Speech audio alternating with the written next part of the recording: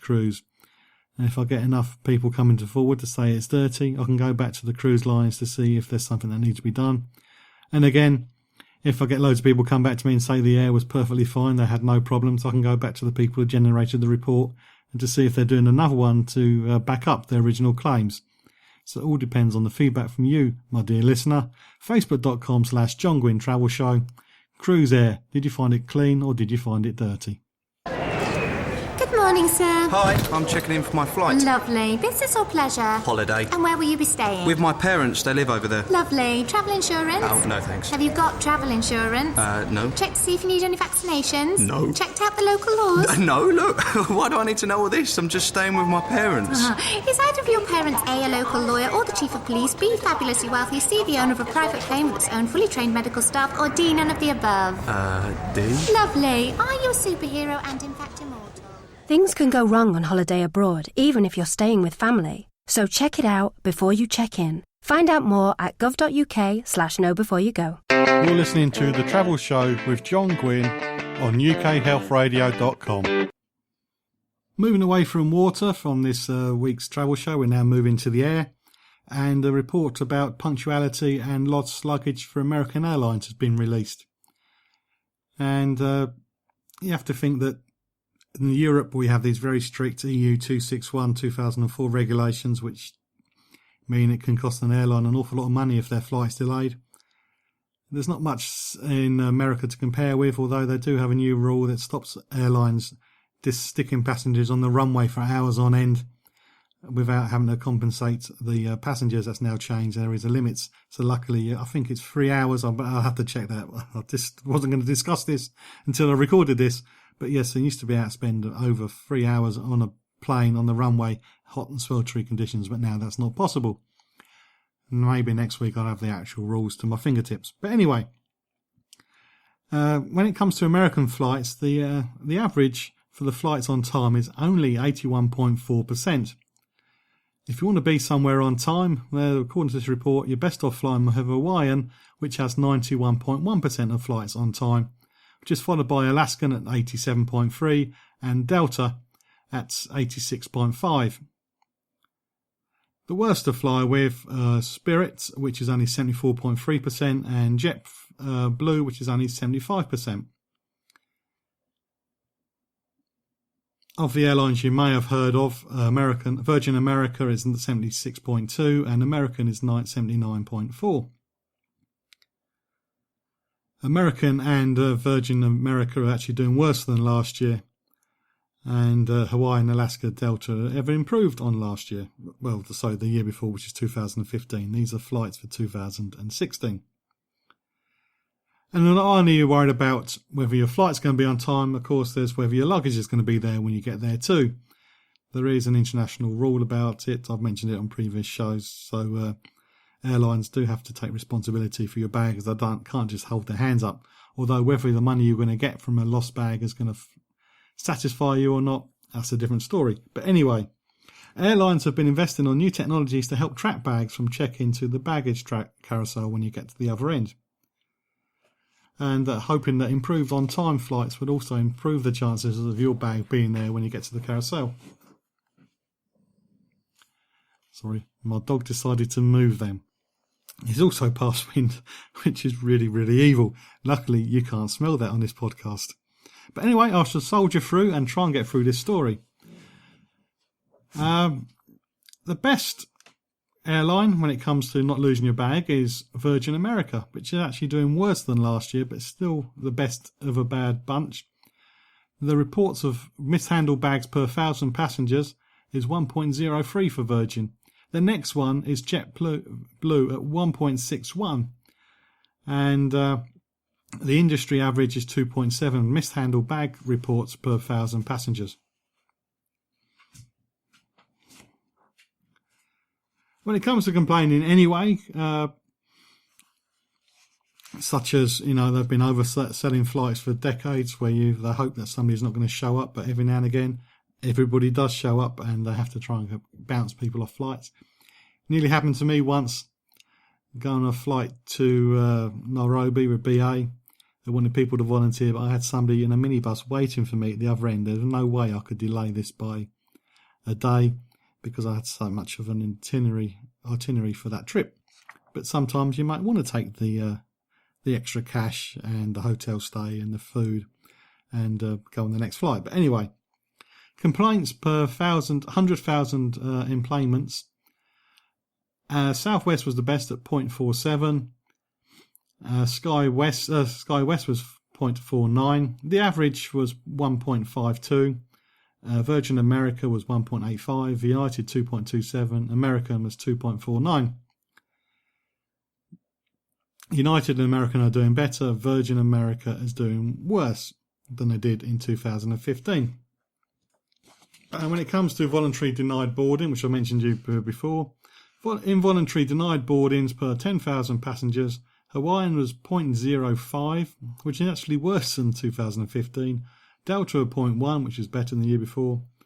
Virgin America was 0.12, which is roughly the same. And the average for the industry was 0.62. So what can I say? Well, from this report, some airlines are doing better, some airlines are doing badly.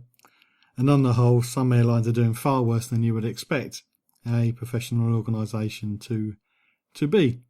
If you've been in America, you've been involuntarily denied boarding, or you've lost your bag, or your flight was delayed. How did it go? What was the problem? Let me know. Facebook.com/John Guinn Travel Show. Let me know how the airline handled your problem, whether you felt they did a good job or a bad job, and whether you'd still fly with them again in the future. So Facebook.com/John Guinn Travel Show. Any problems you had with a flight in America over 2016. You can follow me on Twitter @holiday_hut. As you know, I do put out requests for people to come to me with complaints, problems or whatever, so I can have a story, investigate for the show. I did have somebody come to me to talk about his friend and his flight with Wizz Air. Wizz Air is a low-cost airline that flies mainly to Eastern Europe. They fly from Luton an awful lot. But anyway, he came to me and said that his friend demands action and demands an investigation into the hand luggage policy with Wizz Air. And he was saying he was charged extra because his hand luggage bag was too big. It's a scandal, should never happen. So I told the person who contacted me that the only story here is somebody booked a flight online, didn't use a travel agent, thought he knew better, and didn't read the booking terms and conditions of something that's been in place for 2 years. It's not something that suddenly sprung out of nowhere. It's his own fault, and all I can say is somebody booked a flight online, didn't know what he was doing, and it cost him money. And the contact didn't want me to go ahead with that story, which wouldn't make his friend look so good to everybody who was listening. So I do have people coming to me, and sometimes it's completely their own fault, as in this case. Sometimes it's the travel company at error. And here's one airline that's going to be causing a few more problems for people who don't actually know what they're doing, don't use a travel agent, assume they know what's going on, assume they know best, and they're going to get caught out. So there's a super low-cost carrier called Spirit Airlines in America. It's known as the world's stingiest airlines. And if you're flying there, you already lose the free option to have large hand luggage and hold bags for the bargain basement bare fares. But what is allowed is going to get even more restricted. Until April the 4th, travellers using the lowest price tariff can only bring on a handbag on board, up to the size of 40 by 35 by 30 centimetres. But after this date, it's going to be 25% smaller, 45 by 35 by 20 centimetres. If you're not sure what that means, if you've flown Ryanair, their size is 55 by 40 by 20. So already larger than the smallest you can have on Spirit Airlines until the 4th of April. The slogan of the airline is less money, more go. It's based in Florida, and there's few perks in exchange for its low fares. A ticket with us gets you and a personal item from A to B, says the website. No luggage, no in-flight entertainment, no complimentary refreshments or seat reservations. Now, Spirit Airlines apparently is the only carrier in the world to enforce such rigid and all-encompassing low fare restrictions. It also charges up to $10 to print out boarding passes and admits to having what it calls cosier cabins for more cost-effective flying. Once again, the Spirit's website says, "We call it frill control. We believe in paying only for what you use, not for what you don't."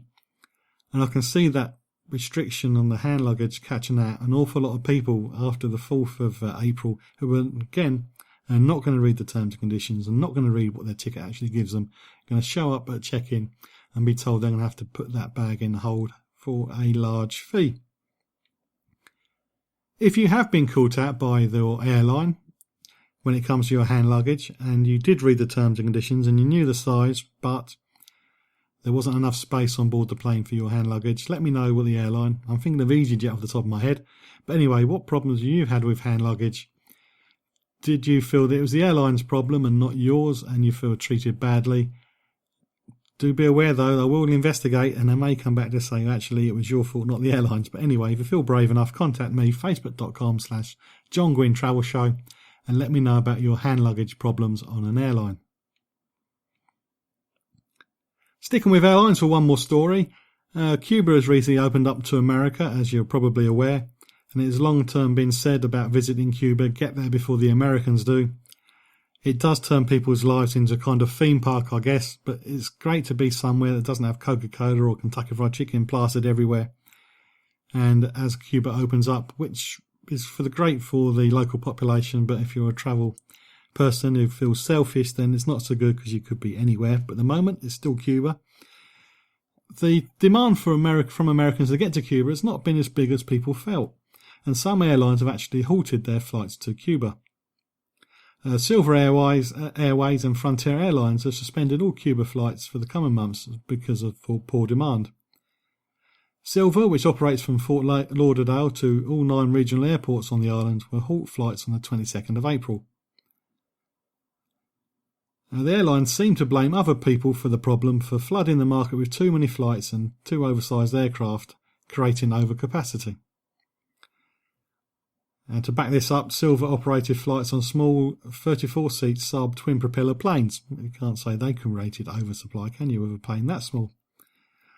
For Frontier, they're claiming market conditions have failed to materialise, and it will suspend its Miami-Havana route on the 4th of June.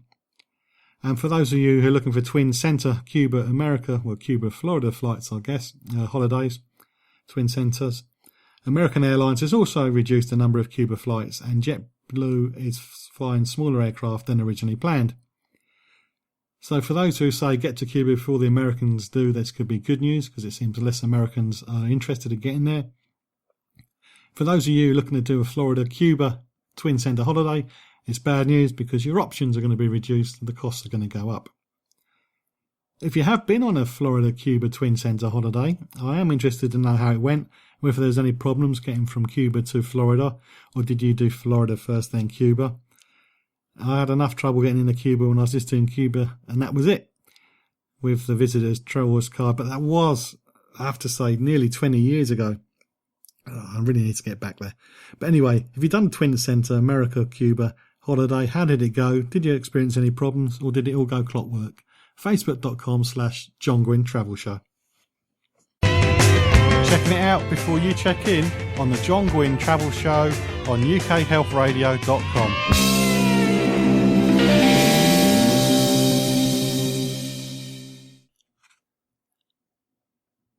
Quite regularly, as often as I slip up on pronouncing a word, I talk about making sure that when you buy a holiday that you're protected as much as possible, consumer protection. And it's another tour company has gone into voluntary liquidation. This one is On the Ball Sports Marketing. I've just contacted the company to chat because they've got 2 websites, On the Ball Sports and English Cricket Tours, and neither of them mention this.